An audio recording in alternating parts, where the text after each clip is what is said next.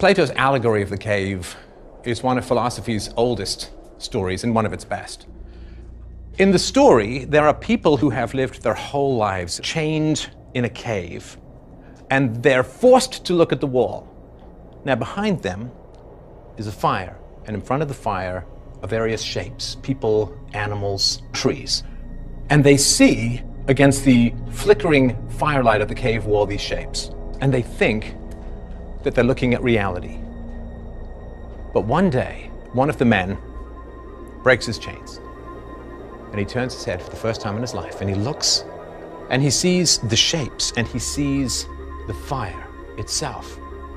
And it's startling, and he thinks, that is real. Now I have seen what is real. Before, I only saw the flickering shadows. Now I see what is real.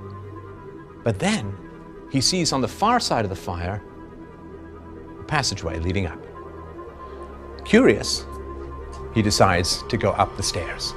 And he climbs the stairs one by one, and he begins to see the lights. Not of the flickering shadows, not of the fire, not of the shapes, but of the world itself. And he sees the world for what it is. He sees the actual trees, not the shadows of trees, not the models of trees, the actual trees. He sees the sky, he sees the sun. It all becomes blindingly clear to him, and he realizes that he has spent his life imprisoned into a false reality. We are told by the media what the world is. We are told by the media what is right, what is wrong, what to believe, who to love, who to hate. These are just shadows on the wall of the cave. And then the thought comes to his mind as he regards this beauty, and he says, I must share this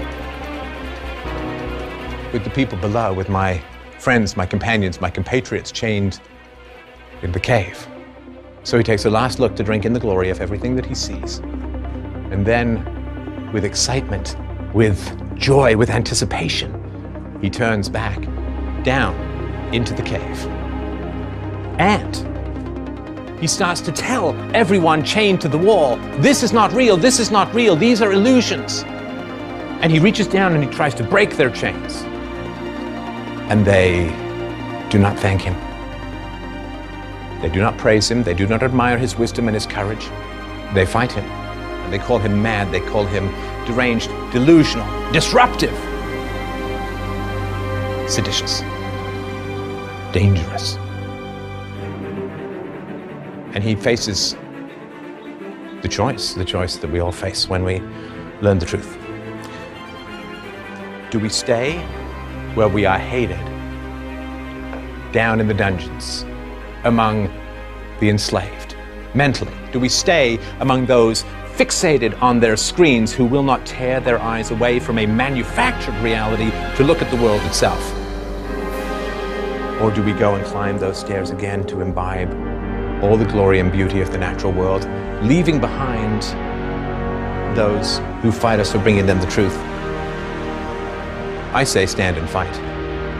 What is the glory of the world if we must drink it in solitude? What is the beauty of the planet if we must view it alone?